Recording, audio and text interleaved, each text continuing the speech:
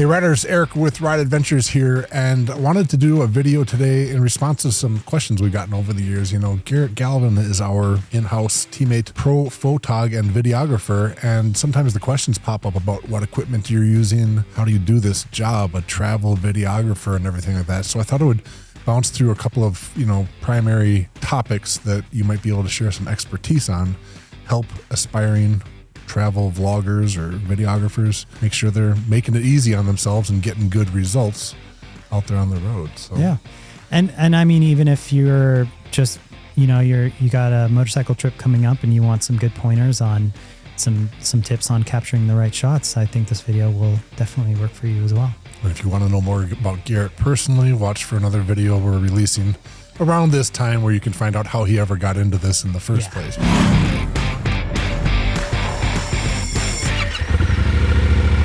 I guess one of the first things might be like, okay, you're packing gear, photography equipment, videography on the bike, off the bike, in dusty conditions, shooting riders, keeping lenses clean. Is it just the obvious thing about keeping a rag handy and clean and ready, or is there some other tip you can think of? Yeah, so a lot of times when you buy a camera or filters or lenses or anything like that, it'll come with a cloth. So it's essentially cloth is the most common, but over the years, I have kind of turned more towards I know this is bad for people for the environment, but I've turned the one-use throwaway, like the dry tissues. Yeah. Those ones are my favorite because what happens with cloth is that you have to, over time, they're just oils get on them that you can't get out, and you have to wash them. Yeah, and you have to wash them a certain way. Dirt sticks to the oil. You can't wash them with laundry detergent. So you got to like wash them a certain way, and then it's never like guaranteed that the oils came out because you can't use any of the soaps or detergents. I would say after a month of use, you really just don't know what you're going to get with it, and you kind of have to get a new cloth, which is pretty wasteful. So I think the alternative of the dry tissue one-time use throwaway lens cleaners is the best solution. Now, it also depends on the trip. Like with motorcycling, yes, you have waterproof everything and you can store it properly, but in very wet situations, those dry cloths or dry tissues, once they get soaked, you're done. Like all of a sudden you don't have anything. Yeah, exactly. So yeah, there's no good answer other than try them both depending on the project. If I can get away with it, I prefer the dry tissue type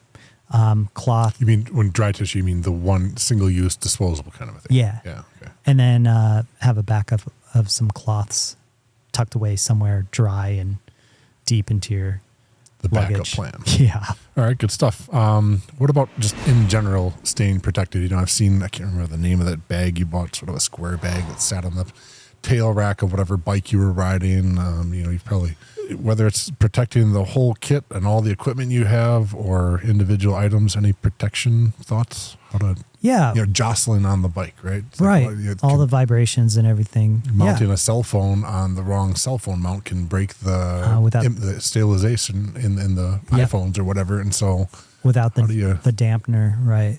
How do you make sure you're not damaging what is ultimately expensive equipment? The thing is, Eric, is you kind of are kind of going to damage it anyway. You're kind of putting things at risk, and I've been really lucky. The last trip in Vietnam, I brought my laptop, and it just stopped working. Just done. That's right. It's not just your camera stuff. It's also what you're right. Because I use the laptop to transfer files, right? Which I've totally gotten rid of, by the way. So I've switched to this SD to SD drive transfer box that all you have to do is push a button and it'll transfer and empty your SD so that you can shoot the next day, which we'll get into, talk about offloading, I think. Yeah, basically, padding is your friend. Make sure all your stuff is padded. Make sure you get high quality tank bags or wherever you decide to store your gear bags. They're high quality and weatherproof, waterproof, all that stuff. As far as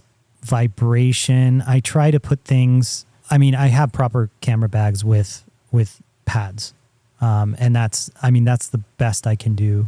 There is really no anti-vibration trick to when you throw stuff on your back other than have as much padding as you can below and around everything. That's about it.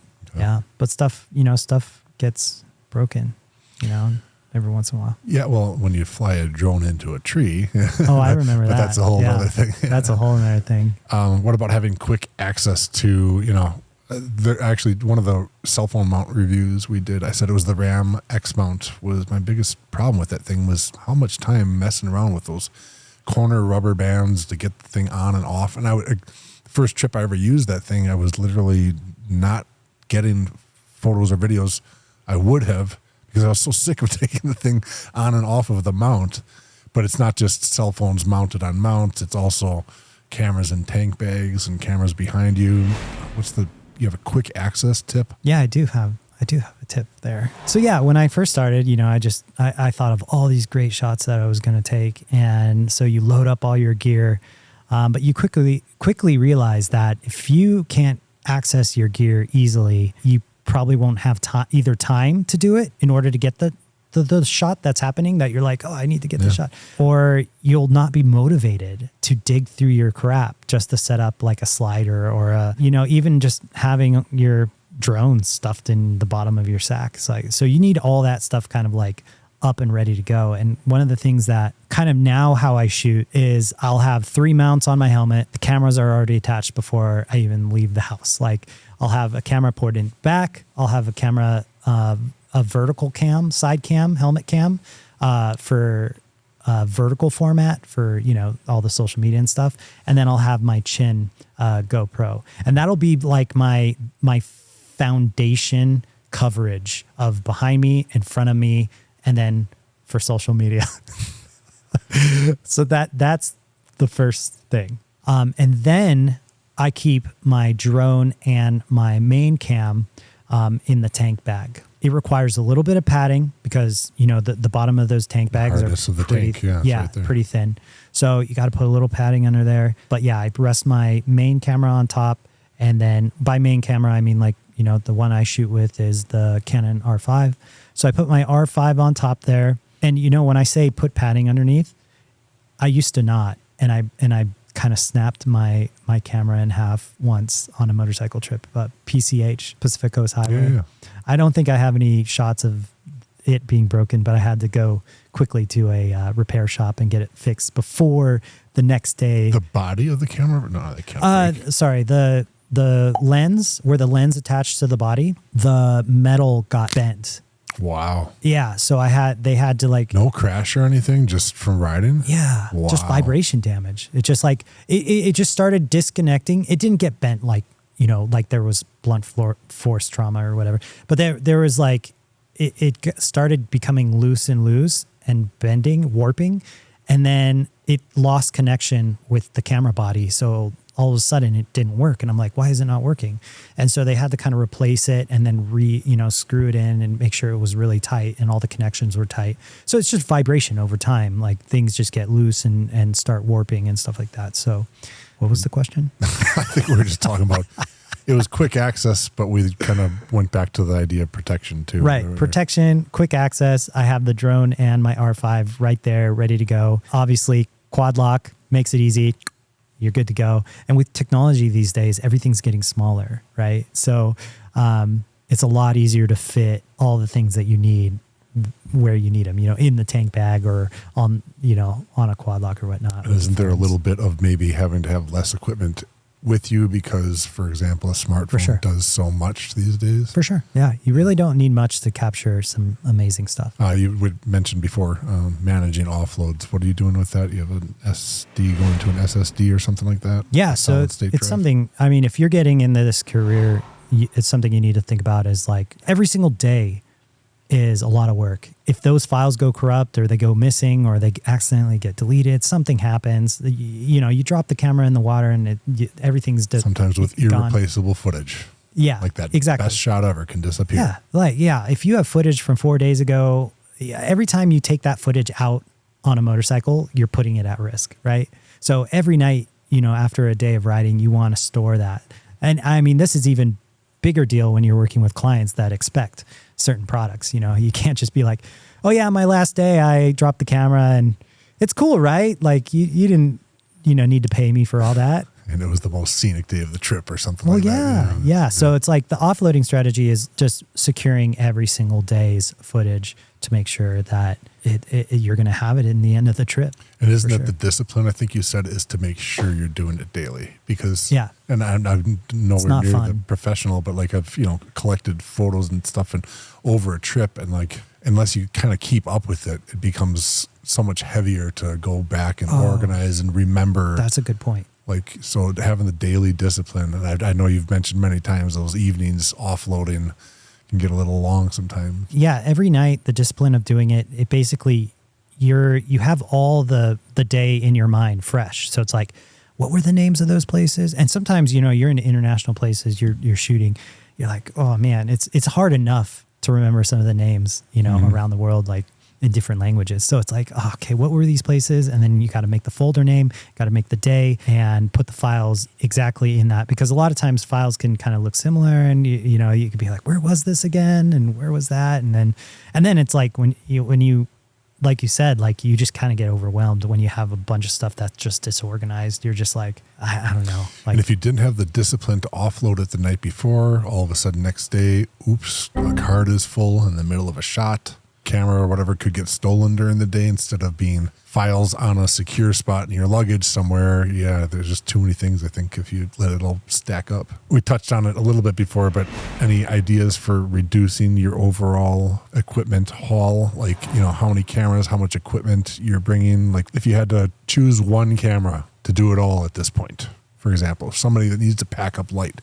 Someone's going on a single cylinder dirt bike enduro type ride, and they really need to get some great photo and video, but you're on a 250 pound bike and you weigh 250 pounds and you don't have room. If you're about to take a trip and you just want to get kind of the best stuff possible, I mean, there's a couple of rules. There's the more likely you are to use a camera, the better the camera actually is. It doesn't matter about stats or how, like, all this stuff. If you're not motivated to pick up your camera and shoot, then you probably won't get enough stuff to show your trip, So with that said, GoPro, DJI just came out with an action camera. Action cameras have come a long way. They are super stabilized. I mean, technology in general, like, you don't have to carry much anymore than what you used to get really good shots. So yeah, like those things have insane stabilization. So it's like, yeah, just throw that on your helmet, and that's the easiest way. You could just, you just press it once, it turns on, press it twice,